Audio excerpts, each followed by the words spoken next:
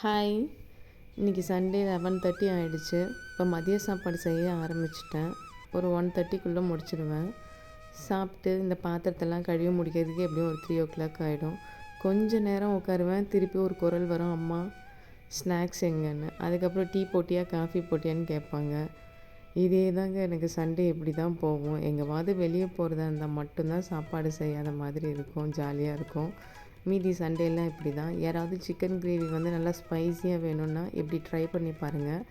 நல்லா வெங்காயம் தக்காளியெல்லாம் நல்லா வதங்கினோடனே இஞ்சி பூண்டு பேஸ்ட்டு கொஞ்சம் நிறையாவே சேர்த்துக்கோங்க. நான் கொஞ்சம் பூண்டு நிறையா சேர்த்துக்குவேன், இஞ்சி கம்மியாக சேர்த்துட்டு தயிர் சிக்கன் வாஷ் பண்ணோடனே அதிலே போட்டு கொஞ்சமாக 1 ஸ்பூன் அளவு போட்டு நல்லா கலந்து வச்சுக்கோங்க. அப்போ சிக்கன் நல்லா சாஃப்டாக இருக்கும்.